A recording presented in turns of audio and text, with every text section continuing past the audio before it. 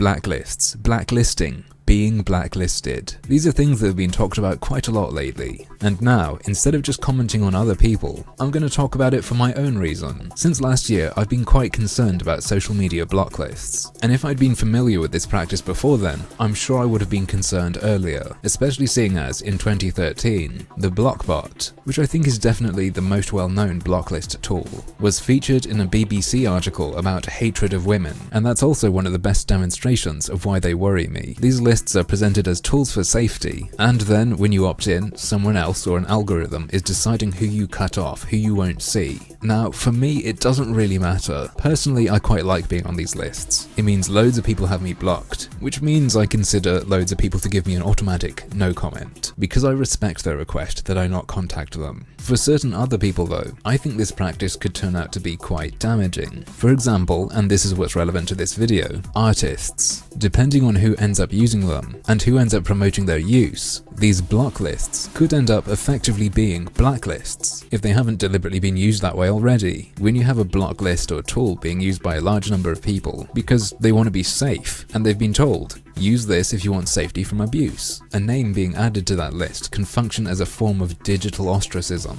You are cut out of the view of anyone using that list, and you're known to be on a list that's all about dangerous people, which certainly doesn't help outside of the people using that list. You have been cast out and marked. Now, you might know I'm a musician, not a visual artist, and I'm pretty set with what I'm doing. I know people and yada yada. If I were just starting off now and relying on social media, this kind of thing could fuck me. So I'm quite sensitive to the possibilities here, and I hope you get where I'm coming from with these thoughts. Over the past year or so, I've become acquainted with many artists who are now on some of these lists, and over the past several months, I've been trading emails with a handful of them. One of these artists I've been talking to is Dan Mapplethorpe, an Australian illustrator, graphic designer, and character artist. He's also the guy who made this logo for me. If you check out his website that's linked in the description, there are one or two other pieces of his you might recognize. Do you remember the controversy over that Raphael Albuquerque Batgirl cover? Dan very kindly created a much friendlier, far less triggering version. Any of you who have been following Seedscape, or its developers, will likely have seen his Seed Bro design.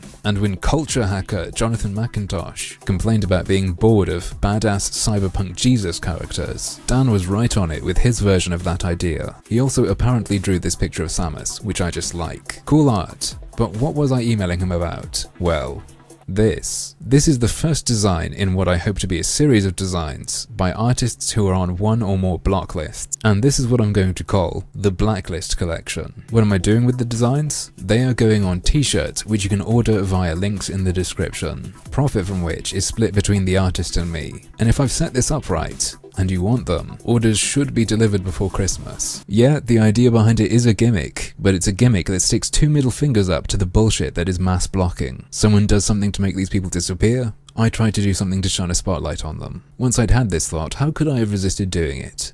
It's only fair. But, as usual, that's just another one of my harmful opinions.